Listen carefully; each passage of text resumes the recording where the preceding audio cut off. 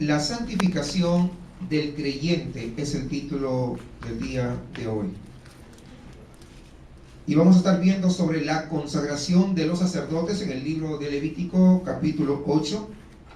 Ya hemos visto que este libro de Levítico, hermanos, trata de la comunión con Dios. Y básicamente, en forma general, se divide en dos partes. Desde el capítulo 1 hasta el capítulo 10, habla de el fundamento de la comunión, habla de los sacrificios. En eso se fundamenta la comunión. Y luego del capítulo 11 al 27 habla la condición, es decir, el requisito de la comunión. Y ahí habla de la separación. Y dicho de otra manera, habla de la santidad. Porque ser santo es ser separado. Así que ya nosotros acabamos de ver capítulo 7 el día martes anterior. Y acabamos de estudiar sobre los sacrificios individuales que se tenían que ofrecer. Y no solamente eso, sino también las leyes del sacrificio, lo cual ayudaba a comprender mejor cómo se tenía que hacer las cosas. Porque a veces lo vemos simplemente como leyes meramente ceremoniales, pero vimos una gran aplicación a nuestras vidas, una gran aplicación a la iglesia de hoy. Pero qué triste que a veces ya no se estudia el libro de Levítico. Es uno de los que menos se toca, de los que menos se estudia, de los que menos se menciona. No los quiero poner en evidencia, no levanten la mano. Si yo preguntara, a ver, ¿cuántos se saben un versículo de memoria del libro de Levítico? Estoy seguro que no muchas manos se van a levantar. Pero si yo digo del Evangelio de Juan, no todo el mundo, yo estoy seguro que va a levantar. O de Mateo, o de Proverbios, o de Salmos. Pero de Levítico, ¿se dan cuenta? Es que es muy poco lo que se estudia. ¿Por qué? Porque a veces se cree esa idea que se han venido trayendo desde hace mucho atrás, de que pues no es un libro que se aplique a nuestras vidas. Pero como verán, hay muchísimo que aplicar. Es casi todo el libro, mejor dicho, también se aplica a nuestra vida.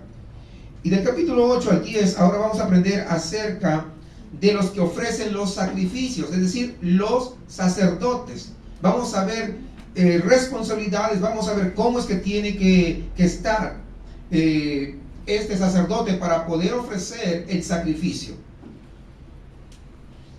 Vamos a ver una serie de estudios sobre cómo discernir nosotros entre el bien, el mal, para escoger el bien y así andar con Dios en la hermosura de su santidad, porque Él es santo y acabamos de cantar hace un momento que Él es santo. Pero no se trata solamente de poder cantar que Él es santo, sino vivir como que estamos delante de un Dios santo. Porque a veces decimos Dios es santo, pero vivimos delante de Dios como si fuera cualquier otro mequetrefe que está por ahí. Y es una gran diferencia entre vivir nuestra vida delante de un Dios santo, que es mi Dios. ¿Alguien puede decir es mi Dios? Entonces, si es mi Dios, el Dios de la Biblia es mi Dios y Él es santo, entonces yo tengo que andar como Él se merece que yo ande. ¿O no es verdad? Supongamos el siguiente ejemplo. El presidente de la República, yo sé con este problema que ha habido, pues nadie quiere que le invite al presidente, pero supongamos que te invite el presidente de la República, que vayas allá al Palacio de Gobierno, tienes una invitación especial, dice el presidente. Yo pregunto, ¿cómo tú te vistes para poder ir a esa cita? Las hermanas se irán con sus chanclitas que usan del día a día, y no digo que esté mal, pero ¿usará eso? Tal vez se pondrá la blusa con la que está acostumbrada a lavar los trastes y todo eso. ¿Se pondrá esa ropa? O los hombres se pondrán tal vez su ropa del trabajo, vamos a decir así, para presentarse ante ese señor presidente de la República. ¿Nos presentaremos así? Trataremos de vestirnos de la mejor manera. ¿Por qué? Porque es una persona que merece respeto, es una persona que es una autoridad y uno va y se presenta de la mejor manera posible. ¿Es cierto? Ahora, no estoy hablando que usted tenga que venir a la iglesia vestido de lo mejor. No, estamos hablando de cómo internamente, cómo su vestimenta espiritual está ante un Dios que es santo. Porque todos reconocemos sin excepción que Dios es santo. Levanta el que no esté de acuerdo con eso. Pues hay muchísimos versículos de la Biblia que respaldan eso, ¿verdad? Entonces, si Él es santo y yo sigo a Él, si yo soy su discípulo, entonces yo me tengo que vestir, espiritualmente hablando, de acuerdo a la santidad de mi Dios. Pero ¿qué tan devaluado está eso? Y está tan devaluado no porque la Biblia lo devalúe, sino porque la gente misma se ha encargado de hacerlo así.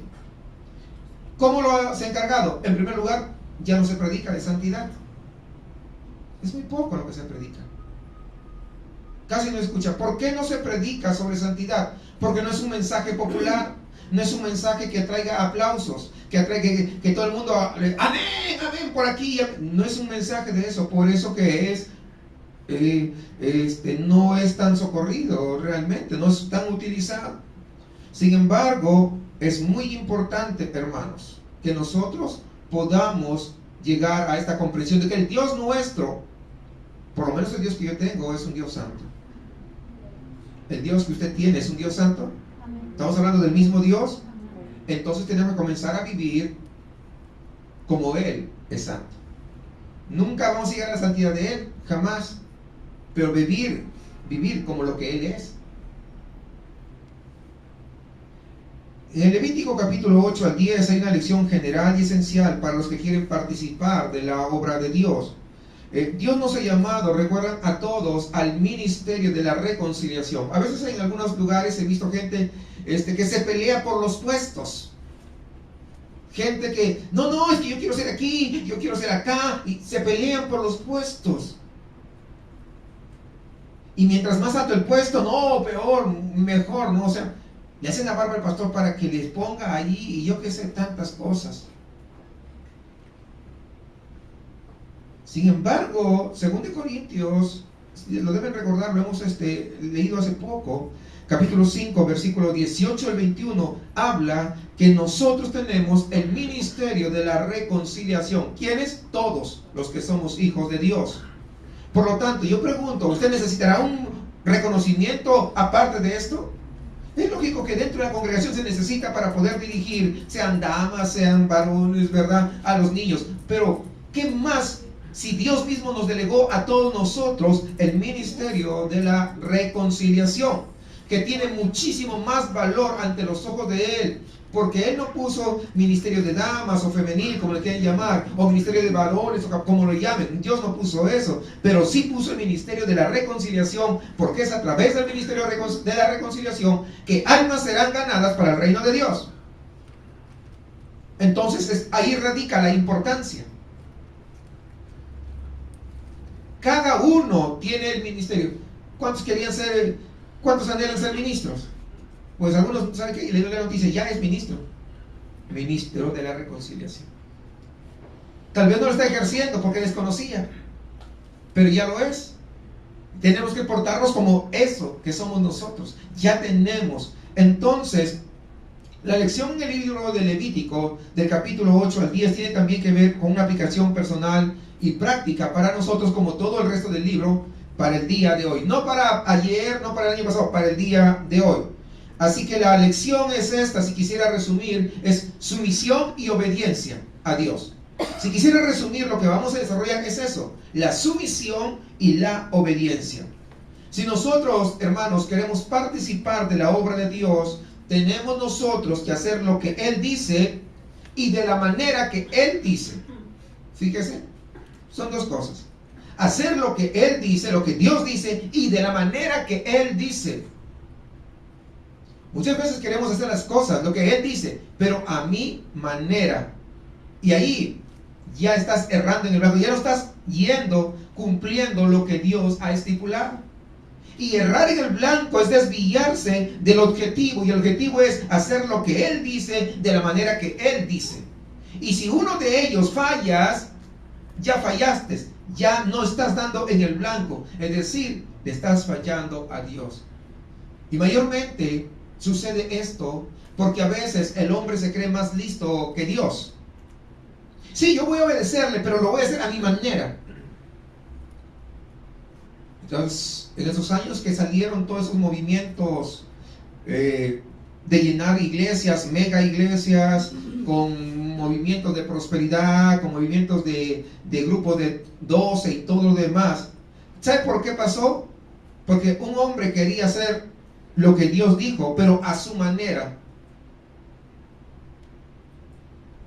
Se creyó más listo que Dios. Porque los métodos de la Biblia ya no son eficientes. No son eficientes para el que no es espiritual.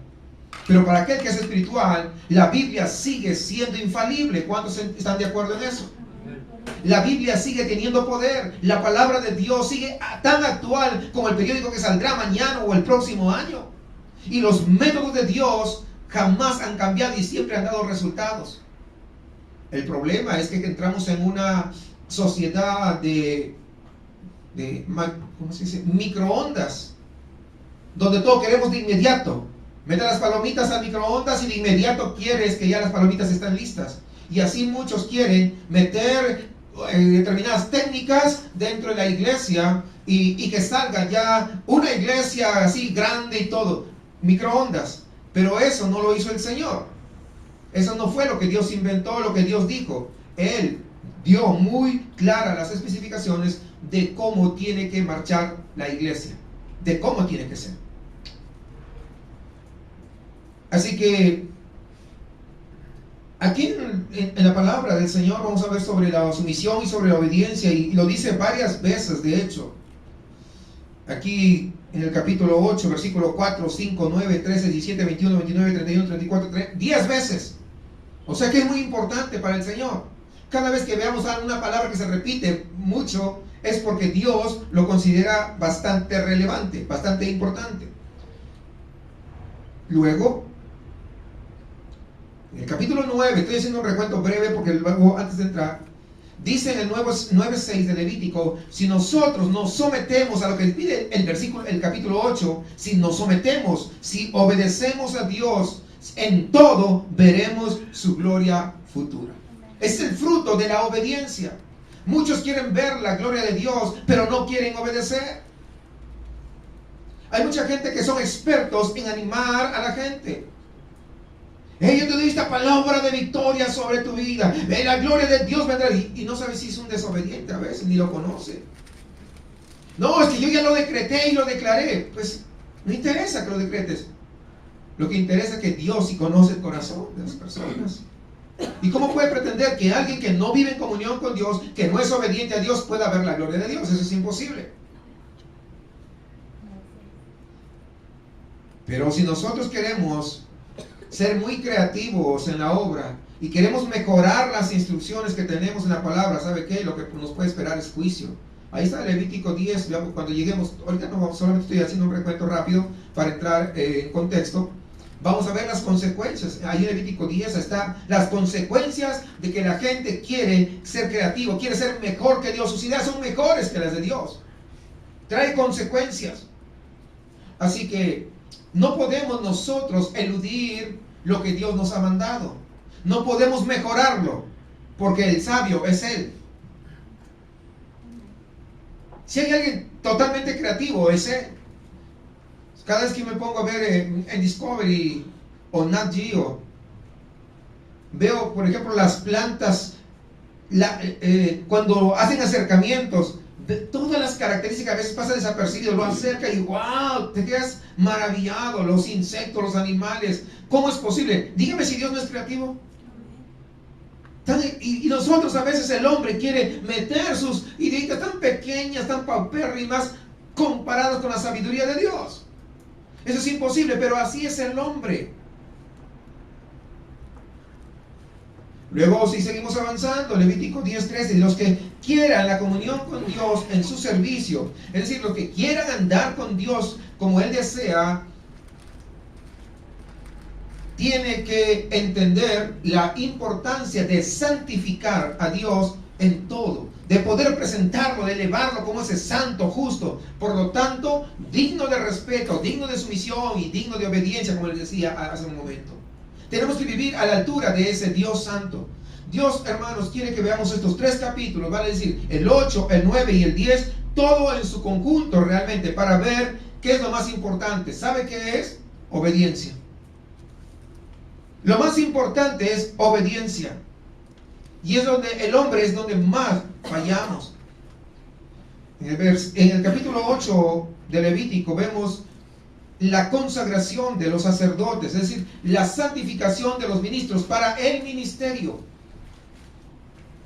Y alguien dirá, pues yo no soy pastor, que te acabo de hablar en la introducción, te dije que tienes el ministerio de la reconciliación, por lo tanto, esto te atañe a ti también.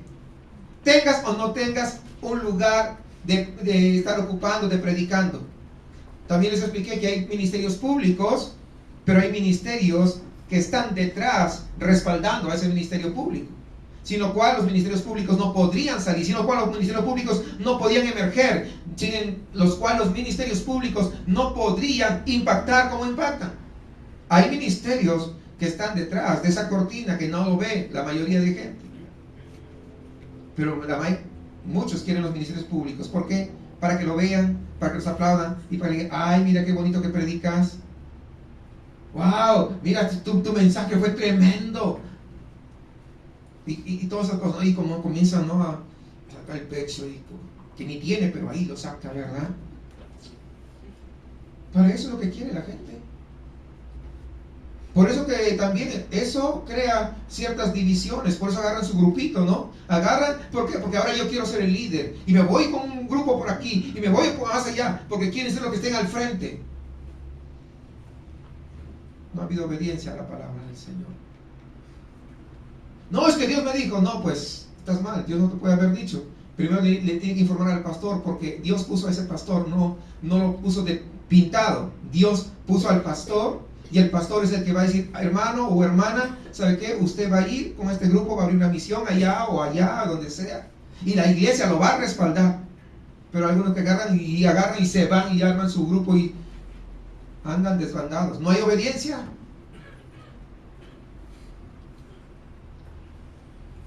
Así que en el capítulo 8 es lo que vamos a ver, la consagración de los ministros. Recuerden que en el capítulo 8 Moisés es el que estaba haciendo la obra y los sacerdotes estaban recibiendo de él. Luego en el capítulo 9 vamos a ver los sacerdotes ahora ministrando al pueblo, y lo hacían en sumisión y en obediencia. Capítulo 10 nos va a mostrar el gran fracaso de los sacerdotes que hacen la obra a su propia manera. ¿Por qué Dios permite que se narre eso? Para que nosotros no caigamos, para nuestro propio aprendizaje. Mientras vamos a estudiar estos capítulos, vamos a ver una distinción entre los sacerdotes. Hay un solo sumo sacerdote, no sé si usted se ha dado cuenta en las escrituras, pero hay varios otros sacerdotes que sirven bajo el sumo sacerdote. Un solo sumo sacerdote, pero hay varios sacerdotes que están bajo el mando de ese sumo sacerdote. Los sacerdotes, fíjense, son de la misma familia del sumo sacerdote, todos del linaje de Aarón. Mire, para que entienda esto, sumo sacerdote, hay varios sacerdotes, pero todos están sujetos al sumo sacerdote. Y en esto podemos ver un cuadro también de Jesucristo, el gran sumo sacerdote. ¿Sí? ¿Estamos claros? Eso ya lo sabemos. Pero hay un cuadro también aquí de nosotros. Nosotros somos del mismo linaje de ese sumo sacerdote, porque hemos sido nacidos de nuevo por él. ¿Cuántos entienden eso? Si usted nació de nuevo, es por él y en él. Entonces yo pregunto, ¿somos del linaje? ¿Sí o no? Sí, hemos sido injertados, pero somos ya del linaje. Entonces él es el sumo sacerdote, nosotros somos los sacerdotes que nos sometemos a él. Y además ya hablábamos hace un rato que tenemos el ministerio de la reconciliación para poder trabajar. Pero sometidos a quién? El gran sumo sacerdote, que es Cristo Jesús. 2 Corintios 5, 18. A ver, vamos a ver. Y todo esto proviene de Dios, quien nos reconcilió consigo mismo por Cristo y nos dio el ministerio de la reconciliación. Ahí está lo que yo estaba diciendo. Nos dio, no que te va a dar, nos dio el ministerio de la reconciliación, que Dios estaba en Cristo reconciliando consigo al mundo, no tomándole en cuenta a los hombres sus pecados. Nos encargó a nosotros la palabra de la reconciliación. ¿A quién nos encargó? A nosotros. Es un encargo de parte del Señor, no es del pastor, es un encargo de parte de Dios. Entonces es una gran responsabilidad. Cristo es el que consiguió la reconciliación y ahora cada uno de los reconciliados hemos recibido esa gran responsabilidad de poder participar con Él en este ministerio. Y Levítico 8 es un poco extenso entonces lo que yo quiero es que nos vayamos a enfocar en lo que es nuevo y esencial para poder comprenderlo, porque muchas de las partes de Levítico 8 ya lo hemos visto anteriormente. Entonces nos vamos a centrar en cosas muy específicas. Una cosa que creo que nos va a interesar mucho es las vestiduras de los sacerdotes. ¿Cómo se vestían? Vamos al versículo 1 hasta el 4, la preparación para la consagración. Dice, habló Jehová a Moisés. ¿Sí? ¿Estamos en Levítico? Ok, 8 del 1 al 4. Habló Jehová a Moisés diciendo, toma a Aarón y a sus hijos con él, y las vestiduras, el aceite de la unción, el becerro de la expiación, los 2 carneros y el canastillo de los panes sin levadura, y reúne toda la congregación a la puerta del tabernáculo de reunión. Hizo pues Moisés como Jehová le mandó, y se reunió la congregación a la puerta del tabernáculo de reunión. En primer lugar, en Hebreos capítulo 7, 28 dice que la ley, esta ley que estamos leyendo, constituye sumos sacerdotes débiles, hombres débiles. Por lo que vemos en esta lista, sacrificios de una y otra cosa, sabemos que esta es verdad. Sin embargo, aquí versículo 1 y 2 está hablando de un resumen de cómo tiene que vestirse para esa consagración. Aarón iba a ser el sumo sacerdote y sus hijos, los hijos de Aarón, iban a ser los sacerdotes. Y veamos algo, que las vestiduras son especiales, tanto para Aarón como para sus hijos. Las vestiduras de Aarón están descritas ahí en versículos 5 al 9. Vestiduras especiales, no son cualquier vestidura. Si eso lo trasladamos a nosotros, también tenemos que ver que son vestiduras especiales las que tenemos que hacer. No de nuestra vestimenta, de nuestro cuerpo físico, sino vestidos espiritualmente. Es muy diferente. Voy rápidamente al versículo 5 al 9 de Levítico 8. Y dijo Moisés a la congregación, esto es lo que Jehová ha mandado hacer. Entonces Moisés hizo acercarse a Aarón y a sus hijos, y los lavó con agua, y puso sobre él la túnica, y le ciñó con el cinto. Le vistió después el manto, y puso sobre él el efod, y lo ciñó con el cinto del efod, y lo ajustó con él. Luego le puso encima el pectoral, y puso dentro del mismo los urín y tumín. Después puso la mitra sobre su cabeza, y sobre la mitra enfrente puso la lámina de oro, la diadema santa, como Jehová había mandado a Moisés. Fíjese la descripción de estas vestiduras que llevaba el sumo sacerdote. Pero no solamente el sumo sacerdote, sino también habla de las vestiduras para sus hijos, para los sacerdotes. Allí en el mismo capítulo 8, versículo 13, menciona eso, dice, después Moisés hizo acercarse a los hijos de Aarón y los vistió las túnicas, les ciñó con cintos y les ajustó las tiaras, como Jehová lo había mandado a Moisés. Vemos que en ambos casos las vestiduras son especiales. Vemos desde luego que las vestiduras del sumo sacerdote resaltan mucho más que las de los demás sacerdotes. Tiene más características especiales, tiene algo mayor si se quiere. Y vamos a ver la razón, más adelante vamos a ver por qué es diferente. Ahora, recordemos también que el aceite es un cuadro del Espíritu Santo. ¿Cuántos recuerdan eso? ¿No?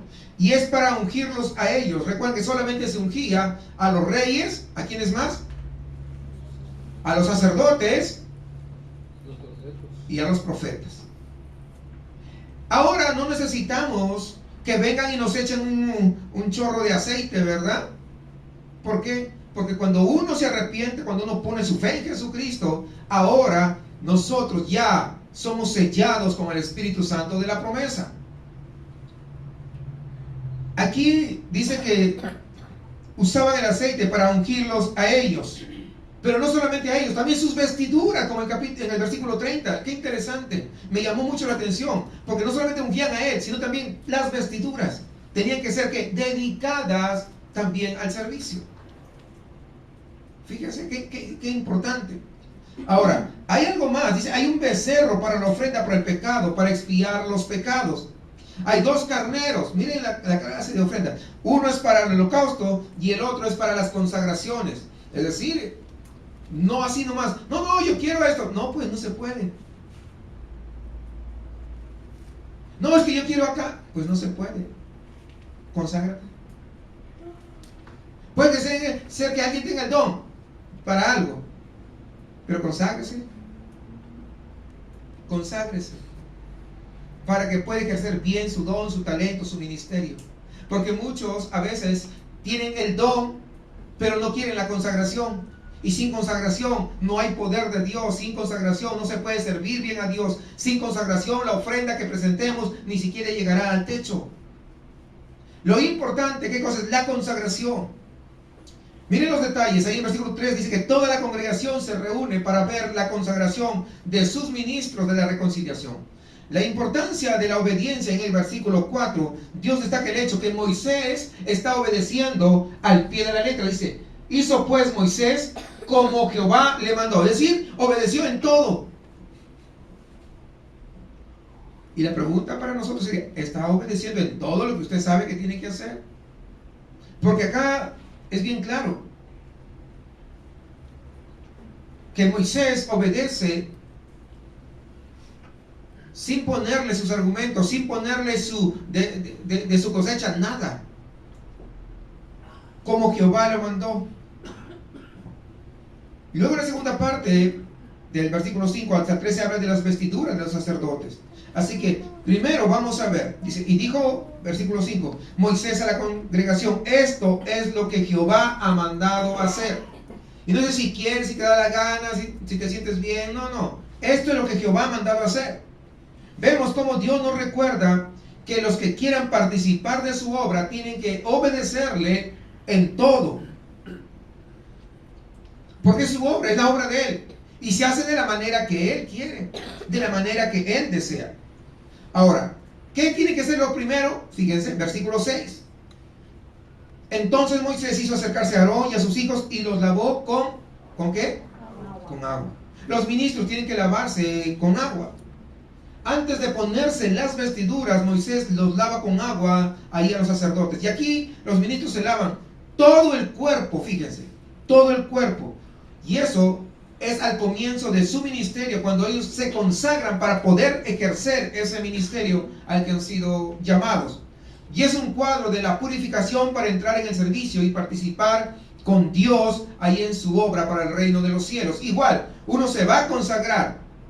Cuando uno se consagra y dice, yo me voy a dedicar, Señor, a ti. Tú me has dado este don, me has dado este ministerio. Yo me consagro a ti, yo me entrego para que tú me uses como tú quieras usarme. Pero a veces he visto personas que dicen, sí, yo estoy consagrado y esto, aquello. Pasan unos meses, no, pues ya se fue, ya se desanimó. Y la consagración, o sea, no hubo entrega. Porque consagrarse es entregarse completamente a su servicio, al servicio de Dios, no al servicio del pastor. Porque hay algunos que se entregan al servicio del pastor, porque el pastor los alaba, porque el pastor los exalta, porque el pastor, wow, mira, qué tremendo, así como esta hermana tienen que ser, así como este hermanito tienen que ser. Y por eso, wow, se consagran, pero al pastor, no al servicio de Dios. Y hay una gran diferencia entre consagrarse al servicio de Dios y consagrarse al servicio de los hombres. Lo que pasa es que mucha gente le gustan los aplausos de los hombres, el reconocimiento de los hombres. ¿Por qué? Es que Dios demora mucho en darme reconocimiento. ¿Se dan cuenta? El microondas nuevamente. Quieren de inmediato el reconocimiento. Como le hablábamos el otro día, acá preferimos no darle el reconocimiento nosotros. Preferimos que sea Dios quien les dé el reconocimiento a cada uno de ustedes. Después de que, fíjense, en la consagración se lavaban todo el cuerpo completo, pero después dice que se lavaban solamente las manos y los pies durante todo el tiempo de su ministerio. Eso lo puede ver en Éxodo 30, nuestros hermanos que están anotando.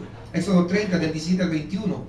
Ahí solamente se lavaban las manos y los pies. Y así es como Dios trata también con nosotros. Cristo nos lava completamente, una vez y para siempre, al comienzo, cuando nosotros nos convertimos, cuando venimos con todos nuestros pecados. ¿Recuerdan ustedes?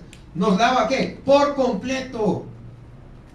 Pero luego, después, estamos aplicando el agua de la palabra continuamente para mantenernos, ¿qué? Limpios. Las manos se ensucian trabajando en la obra y los pies también porque andamos en este mundo. ¿Recuerdan ustedes cuando Jesús estaba con sus discípulos ya cerca para ser crucificado? Y estaba con los discípulos y saca una tinaja de agua y comienza a lavar los pies. Y Pedro haciéndose muy... No, a mí como no me vas a lavar, maestro, no. Si no te lavo, ¿qué dijo? Pues no podrás tener parte conmigo. O sea, te lavo los pies. ¿Cómo que no tengo parte? No puedes tener parte. Bueno, entonces, lávame todo. No es todo. Son solamente los pies. Ya no es necesario. ¿Por qué? Porque nosotros, al momento que nosotros nos arrepentimos, al momento que ponemos nuestra fe en Cristo, al momento que somos salvos, hemos sido lavados por completo, porque somos nueva criatura. Pero en este caminar, en este transcurso de este mundo, ¿qué es lo que sucede? Pues nos podemos ensuciar. Como hemos explicado, ya nosotros no pecamos, no practicamos el pecado, no vivimos para pecar, pero pecamos eventualmente. Y entonces eso se lava las manos, los pies, a eso es lo que significa. Por eso los sacerdotes, fíjense lo que hacían. Una sola vez para el ministerio y luego solamente se lavaban las manos y los pies. Luego del versículo 7, sigamos. Habla de las vestiduras del sumo sacerdote. Y puso él la túnica y la ciñó con el cinto, le vistió después el manto y puso sobre él el efod y lo ciñó con cinto del efod y lo ajustó con él. Luego le puso encima el pectoral y puso dentro del mismo los urín y tumín. Después puso la mitra sobre su cabeza y sobre la mitra enfrente. Puso la lámina de oro, la diadema santa como Jehová había mandado a Moisés. Hay 9 piezas. Los detalles de todo esto están en Éxodo 28 para nuestros hermanos que están tomando nota. Y en cada una de ellas podemos ver el aspecto de Cristo, nuestro sumo sacerdote, y de su ministerio de intercesión y reconciliación por nosotros. Primero le puso la túnica con su cinto. Fíjese el orden cómo va. La túnica dice que era de lino, es decir, blanco.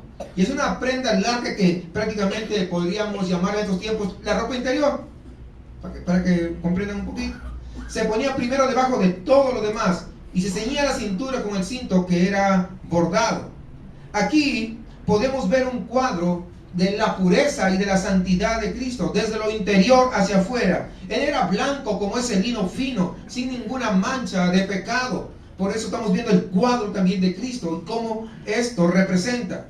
El cinto dice que agarraba la túnica para que el sumo sacerdote pudiera caminar y trabajar sin enredarse en los pies. Y no, imagínense, era difícil. Es como que Cristo nunca se tropezó y tampoco se cayó en pecado, jamás. O sea, lo que el sumo sacerdote, vamos viendo el cuadro en Cristo. Luego de haber puesto esto, dice que le puso el manto, el segundo objeto que se ve.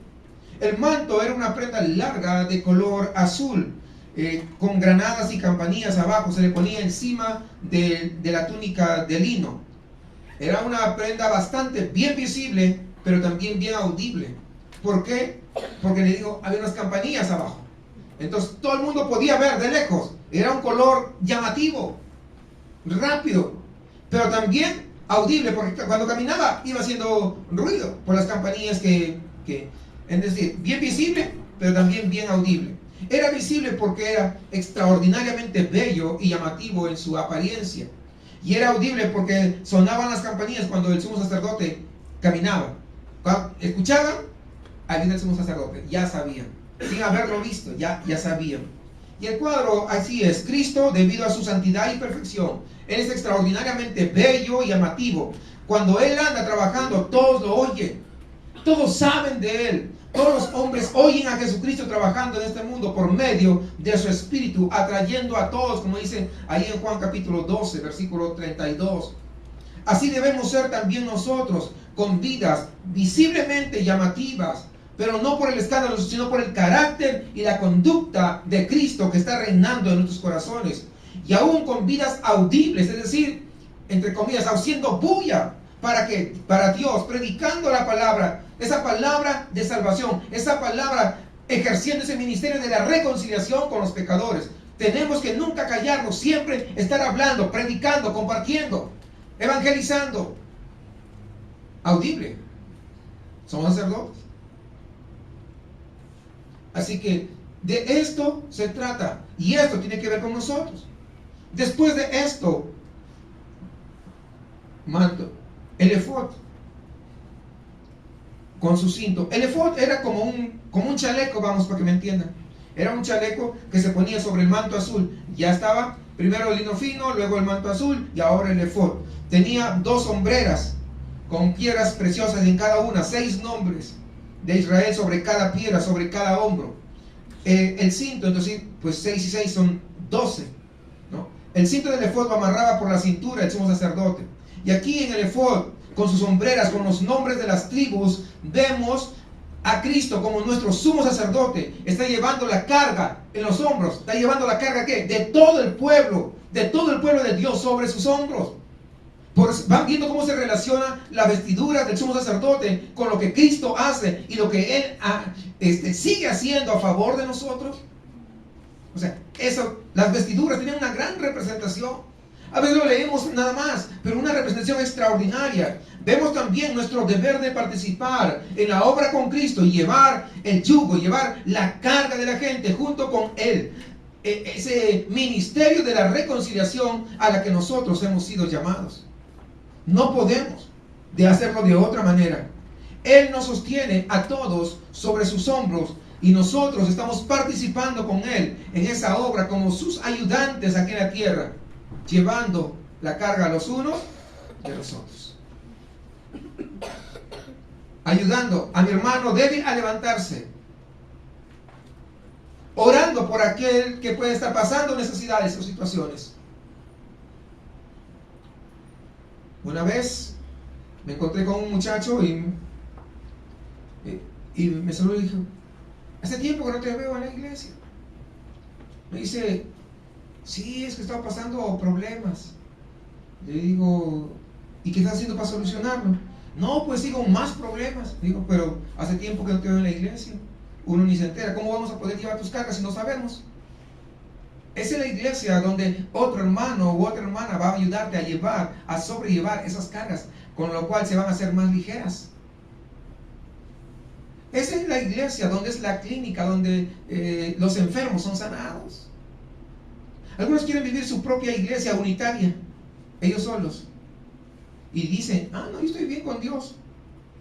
Pues no han leído la Biblia, porque la Biblia dice que no debemos de congregarnos. Pero también la Biblia habla que tenemos que alimentarnos espiritualmente. Y alguien: sí, pero yo leo la Biblia. Pero no son maestros ni pastores. Por eso Dios da ministerios pastorales, de maestros, para que nos puedan enseñar. ¿Y dónde están? Pues en la iglesia. Por eso que no podemos dejar de congregarnos, porque tenemos que venir a ser alimentados por aquellos que Dios usa, por aquellos que Dios ha delegado en su gracia, en su misericordia. Seres humanos imperfectos, pero a Él le plació el poder dar esos ministerios y otros. Luego dice: encima del efod le puso el pectoral con los urín y el tumín. El pectoral se hizo de la misma tela que el efod y era cuadrado, de más o menos unos 25 centímetros, para que tengan una idea. 25, era cuadrado, 25 por 25.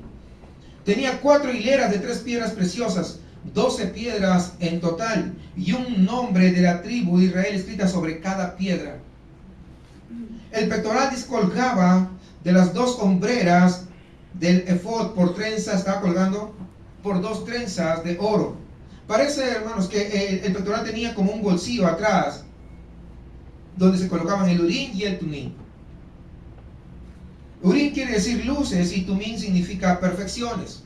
La Biblia realmente no nos da muchos detalles sobre el urín y el tumín, fuera para qué se usaban. Lo único que nos menciona es que se usaban para comunicarse con Dios, para obtener dirección de Dios, para obtener respuestas de Dios. Según lo que el urín y el tumín decían, de acuerdo a eso, se guiaban. Esa era la forma como ellos entendían que Dios estaba contestando. Con el pectoral y los urín y tumín, el sumo sacerdote andaba y ministraba con el pueblo de Dios y a la comunicación con Dios sobre su corazón. O sea, estaba ahí permanentemente ministrando al pueblo, pero también en contacto, en comunión con Dios, después de haberse consagrado. Y aquí podemos ver que también es lo mismo con Cristo. Está en comunión con el Padre, el Hijo está en comunión con el Padre, permanente, pero también está ¿qué? Intercediendo por ¿quiénes? ¿Por quiénes? ¿O será la Guadalupana que está intercediendo? ¿No? Me equivoqué de iglesia, ¿no? Disculpe. No, claro, dice que tenemos uno, ¿verdad? Que está intercediendo a la diestra de Dios Padre. Y Él está vivo. Y Él ha resucitado. Él dejó la tumba vacía. Y como Él ha resucitado, pues puede Él estar intercediendo por nosotros. ¿Cuántos se alegran por eso? Imagínense, porque uno que no ha resucitado, ¿cómo va a interceder? Y al final le pone la mitra con la lámina de oro, la diadema santa. La mitra era de lino y la lámina de oro, ¿qué creen que decía? La lámina de oro decía santidad a Jehová. Es lo que decía ahí en esa lámina. Puesto que el cuerpo siempre sigue a la cabeza, otra vez vemos aquí la perfecta santidad de Cristo, tanto en pensamiento como en la vida. Él era y Él es santidad a Jehová en todo. Él es santidad. Nosotros, por lo tanto, somos llamados a seguir su ejemplo, siempre poniéndonos el yelmo de la salvación para santificar nuestros pensamientos, para que nuestra vida se santifique y Dios sea glorificado a través de nuestra vida, a través de nuestro caminar. Observe que algo que no dice, no menciona nada para los pies, no sé si se dieron cuenta. ¿Se dan cuenta? No menciona nada para los pies. Entonces, si no menciona nada para los pies, significa que andaba descalzo. ¿Por qué andaba descalzo? Porque andaba en un lugar santo, un lugar donde la presencia de Dios se manifestaba permanentemente. Recordemos que cuando en una oportunidad Dios se aparece en una zarza y le dice a Moisés que se quitara el calzado, recuerdan ustedes ahí en Éxodo 3:5, dice, y dijo, no te acerques, quita tu calzado de tus pies, porque el lugar en que tú estás, tierra santa es. Pero lo mismo también le dijo a Josué. Ahí en Josué 5:15, el príncipe del ejército de Jehová respondió a Jehová, quita el calzado de tus pies, porque el lugar donde estás es santo. Y Josué así lo hizo. Es decir, un símbolo de andar en un lugar santo en esos tiempos era no andar descalzos completamente. Debemos recordar que participar en el ministerio de la reconciliación, en el evangelismo, el discipular, el ministerio de la palabra de Dios, el poder darla, exponerla para salvación de los pecadores, para edificación de los santos, es un gran privilegio. Por lo tanto, tenemos nosotros que saber que cuando vamos a predicar, que cuando vamos a evangelizar, que cuando vamos a enseñar, cuando vamos a ministrar, estamos andando en un lugar santo, porque estamos andando en donde Dios mismo está trabajando, en donde Él va a manifestar su gloria y su presencia. ¿Por qué? Porque usted no es movido el pecador a arrepentirse por lo que usted dice, sino por lo que Dios obra en su corazón a través de su Espíritu Santo. Y si su presencia está obrando en el corazón del pecador, o está obrando en el corazón y edificando o restaurando la vida de los creyentes, Dios está haciendo a través de su Espíritu Santo. Y su manifestación hace que esto sea un lugar santo. Por lo tanto, tenemos que cuidar siempre nuestro caminar. ¿Cómo caminamos? ¿Cómo nos comportamos? Porque a veces algunos quieren predicar, y digo, predican a todo el mundo, pero no se predican a sí mismos, y eso es lo triste. Hermanos, oren, y él no ora. Hermanos, lean la Biblia, y él no lee la Biblia. Hermanos, hay que ayudar al prójimo, y él no ayuda a su prójimo. Hermanos, no hay que, los chismes ya tienen que olvidarse, y él es uno de los primeros que está ahí. No se puede. Hay que predicarse a sí mismo. Vayamos al versículo 10 de Levítico 8. Vamos a leer del 10 al 12. Y tomó Moisés el aceite de la unción y ungió el tabernáculo y todas las cosas que estaban en él, y la santificó y roció de él sobre el altar 7 veces, y ungió el altar y todos sus utensilios, y la fuente y su base para santificarlos, y derramó del aceite de la unción sobre la cabeza de Aarón, y lo ungió para santificarlo. Después de vestirle a Aarón, Moisés unge tanto el tabernáculo y sus muebles como a Aarón. ¿Para qué? Para santificarlo todo para el servicio del ministerio. Y aquí el cuadro es que Cristo fue ungido, también lo vemos por el Espíritu Santo antes de comenzar su ministerio público. Aarón fue ungido antes de empezar su ministerio, ¿lo ven? Y aquí también recordemos el cuadro de Cristo. Fue ungido por el Espíritu Santo antes de empezar su ministerio aquí en la tierra. Versículo 13. Después Moisés hizo acercarse a los hijos de Aarón y los vistió las túnicas, les ciñó con cintos y les ajustó las tiaras. Las tiaras eran una banda que se usaba alrededor de la cabeza, es una tiara, como Jehová lo había mandado a Moisés. Los sacerdotes andaban túnicas también de lino con sus cintos y tiaras también de lino. Y el lino siempre es un cuadro de pureza, de santidad. Pero las vestiduras, fíjense, no eran tan gloriosas como las de Aarón. ¿Lo ven? La descripción, no eran toda la descripción que tenemos de la vestidura de Aarón. No eran así, tan esplendorosas. Así nosotros, hermanos, las vestiduras del sumo sacerdote eran ¿qué? Para honra y hermosura, como Cristo hoy. Honra y hermosura también, en su pureza, en su santidad, en su perfección, en su justicia, en su belleza y en su gloria como sumo sacerdote que Él es. Miren Éxodo 28:2 lo que dice. Y harás vestiduras sagradas a Aarón tu hermano para honra y hermosura. ¿Se dan cuenta? No son palabras que yo les inventé, ahí están. Por eso Dios diseñó ese tipo de vestiduras. ¿Para qué? Para honra y hermosura. Pero las vestiduras de los sacerdotes, fíjense, estamos hablando del sumo sacerdote, pero las de los sacerdotes también eran para lo mismo. Mire, ahí vamos al 28:40 de Éxodo, para que se den cuenta. Y para los hijos de Aarón, dice, harás túnicas, también les harás cintos, ahí está, y les harás tiaras para honra y hermosura. ¿Se da cuenta que Dios tiene propósitos? Lo de Aarón para honra y hermosura, lo de los sacerdotes para honra y hermosura. No obstante, aunque nosotros podemos andar en hermosura de la santidad del Señor, nunca jamás llegaremos a ser tan bellos, tan gloriosos como nuestro sumo sacerdote Cristo Jesús. Que eso que nos quede bien claro. Porque algunos sí se creen ya, wow, yo no es que yo soy hijo de un rey. Y por eso que yo declaro y yo decreto, ya se subieron, ¿verdad? Entonces le han hecho a Cristo a un lado. ¿Sabes qué, Cristo? Un ratito, ahora me toca declarar a mí, entonces yo voy a declarar. No, jamás llegaremos a esa hermosura. Jamás llegaremos a ser bellos y gloriosos como lo es Él. Pero se dan cuenta que muchas veces, ¿cómo quieren hacer? Pero somos hechos para la gloria del Señor también. ¿Entendemos eso, hermanos? Pasemos entonces rápidamente a las ofrendas de los sacerdotes, versículo 14 al 29, realmente está todo.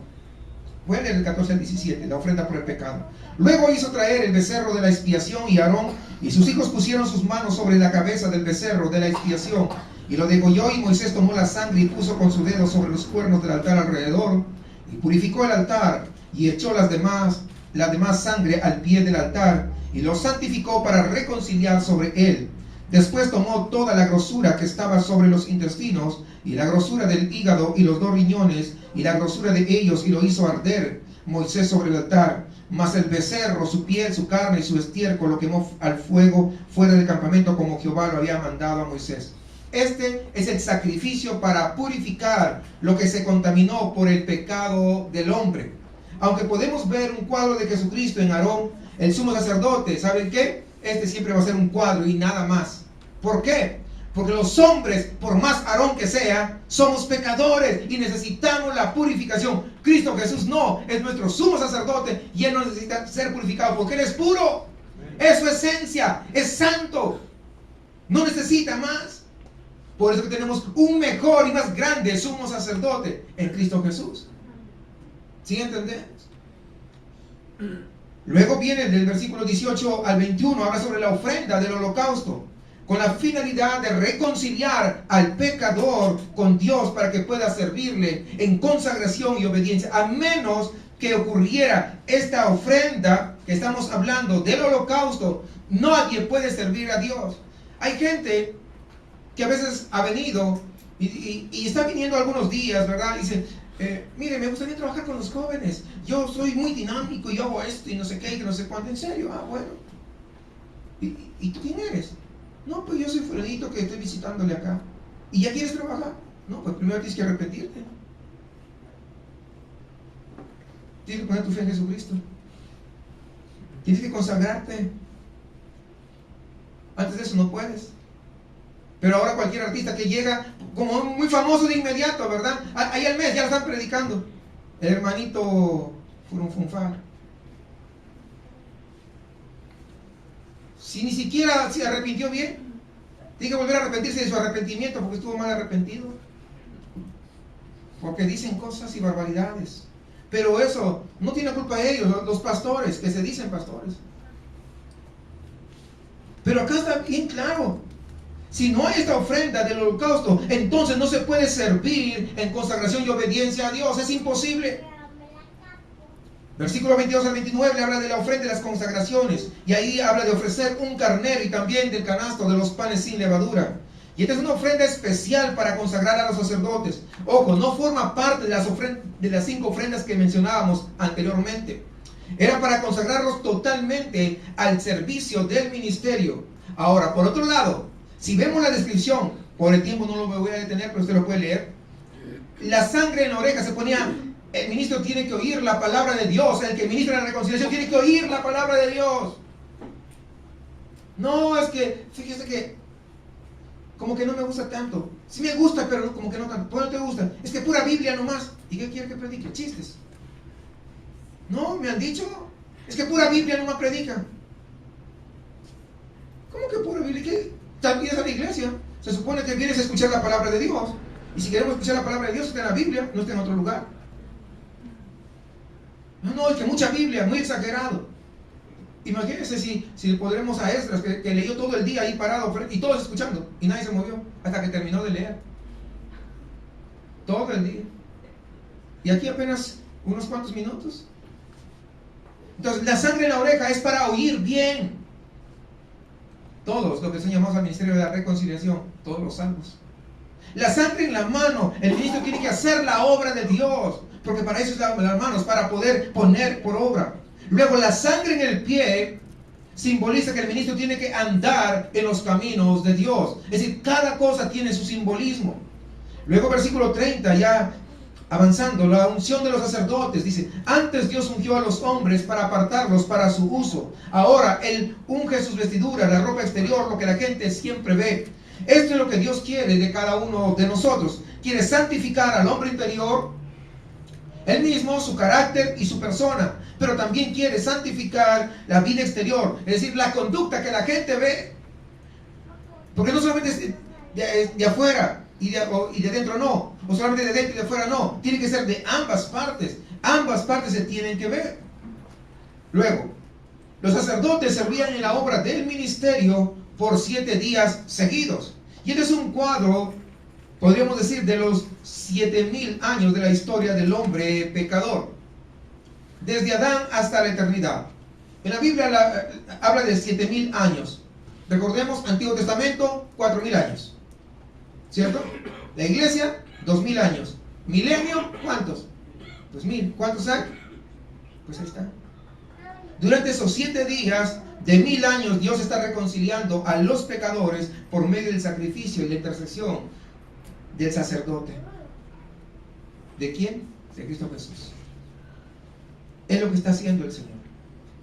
Si quisiéramos hacer una conclusión, quisiera que vayamos versículo 36 de Levítico 8. Y Aarón y sus hijos, ahí está, es el resumen prácticamente, 8:36. Y Aarón y sus hijos hicieron todas, ¿qué dice? Todas. Cuando dice todas, ¿qué significa? Que no faltó nada, nada. Y mi pregunta es, ¿usted está haciendo todas las cosas que Dios le mandó o que sabe que tiene que hacer? No me conteste, por favor, no se peleen en responder, no. Pero eso es un llamado de atención muy serio. Porque si somos ministros de la reconciliación, somos sacerdotes de ese ministerio que Dios ya nos ha dado, tenemos que someternos. Y al igual que ellos, dicen, Aarón y sus hijos, ¿quiénes eran sus hijos? Los sacerdotes. Hicieron todas las cosas que mandó Jehová por medio de Moisés. No perdamos esta gran lección, hermanos, para nuestras vidas. Habla de ¿qué? La sumisión y la obediencia. En el Antiguo Testamento, puede que uno nazca dentro de la familia de los sacerdotes, ahí dentro de la familia de Aarón, pero no podía participar, fíjense, de la obra de Dios antes de su consagración. Si no era consagrado, no. Antes de someterse a Dios, de obedecerle al pie de la letra, tal como lo estamos viendo acá en Levítico 8, no podía participar, aunque sea de la tribu de los consagrados, de la familia de Aarón. Ahora, nosotros nacemos de nuevo en la familia de Dios cuando nos arrepentimos, cuando ponemos nuestra fe. Pero si queremos realmente nosotros agradar a Dios, ser ofrenda grata, tenemos que consagrarnos también para poder desarrollar el ministerio. Tenemos que someternos a Él, a las Escrituras, obedecerle a Él, al pie de la letra. Si lo hacemos, veremos la gloria de Dios en el fruto que Él va a llevar por medio de ese ministerio que Dios nos ha dado. Pero si no lo hacemos, si tratamos de mejorar lo que Dios ya nos dijo, como Abiú y Nadab, ahí en Levítico 10, que vamos a ir más adelante, en otra, aquí a 2 semanas, Dios mediante, solamente veremos juicio. Porque es lo que ocurrió. Jamás vamos a ver el fruto, no veremos la gloria de Dios, solamente experimentaremos una pérdida de tiempo, pero también pérdida espiritualmente hablando. Si usted no está seguro de su salvación, hablo en general, sepa que solamente hay un camino a la presencia de Dios por medio de ese sumo sacerdote, Jesucristo, de ese sacrificio perfecto y completo allí en la cruz. ¿Qué se tiene que hacer? Arrepentirse. Arrepentirse y poner la fe en Jesucristo, creyendo que Él, su sacrificio es suficiente para poder perdonar todos nuestros pecados. Pero si usted es creyente, cristiano, como lo son la gran mayoría, sepa que todos hemos sido encargados del ministerio de la reconciliación.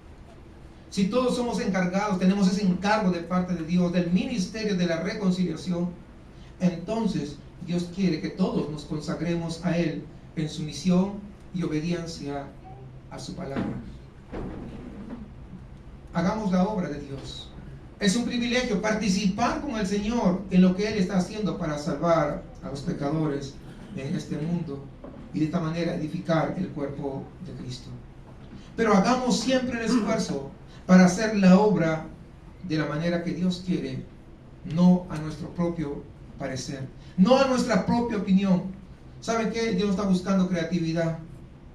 Dios no está buscando ideas frescas, innovadoras, ideas nuevas. No está buscando jefes de marketing. Dios está buscando corazones obedientes a Él y a su palabra. Tal vez digas, no tengo la capacidad, pues Él te va a capacitar, pero sé obediente a Él.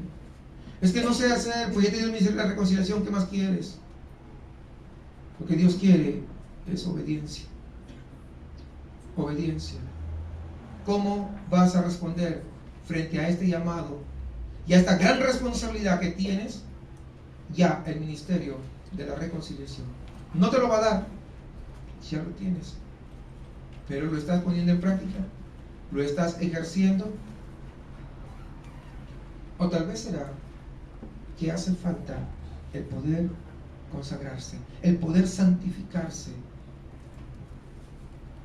Porque los sacerdotes podían nacer dentro de la familia de Aarón, alguien, pero si no era consagrado, si no era obediente a Dios, no podía ser usado, a menos que comenzara a vivir una vida de obediencia.